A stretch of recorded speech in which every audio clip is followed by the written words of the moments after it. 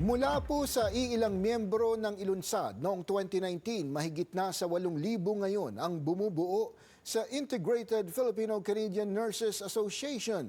Dahilan para mas palakasin pa ang advokasya na padaliin ang proseso sa licensing ng mga internationally educated nurses. Narito ang report ni Paula Saraz. Sa huling tala ng Statistics Canada noong 2021, mahigit 70,000 ang internationally educated nurses sa bansa. Mahigit 8,000 miyembro ng Integrated Filipino-Canadian Nurses Association. It really started humbly. 3 taon mula nang ilunsad ang Integrated Filipino-Canadian Nurses Association o IFCNA, taong 2022 nang sumali sa grupo si Riza San Pedro, dating registered practical nurse, at ngayon nakabalik na sa propesyon bilang RN. Kasi parang nawala na ako ng pag-asa na ituloy yung RN ko because ang hirap kasi ng mga requirements, and the process itself is really difficult, and it's also pricey, and emotionally you're gonna lose hope actually.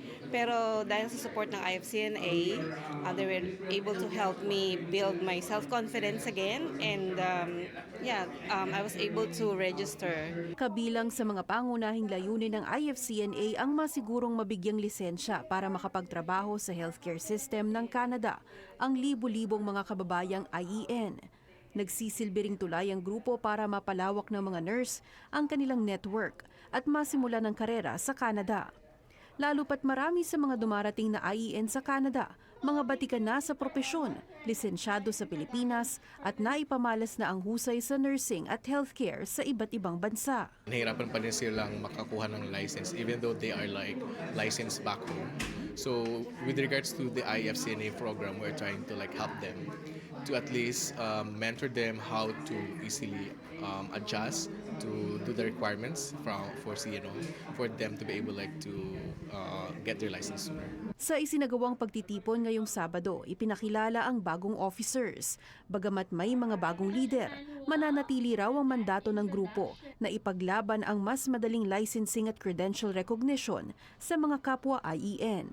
Si Sir Austin po, nakipagtulungan po sa isang counselor, I forgot the name, but para magkaroon ng change at mag-apela po sa College of Nurses of Ontario para magkaroon ng mga changes sa credentials recognition. So because of that, I believe right now there's more than 3,000 po na na-register. Kasabay ng paggunita sa kanilang ika-7 anibersaryo, makakaasa raw ang mga Pilipinong IEN sa marami pang suporta at serbisyo mula sa grupo, gaya ng pinaghahandaang clinical skills workshop sa Mayo para sa mga IEN sa Ontario. We're gonna be continuing our mentorship program. We're doing some professional development.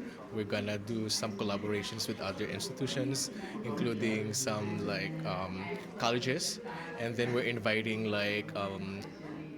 teachers from academe to share the experiences with regards to nursing in Ontario. Paula Saraza, Omni News, Toronto.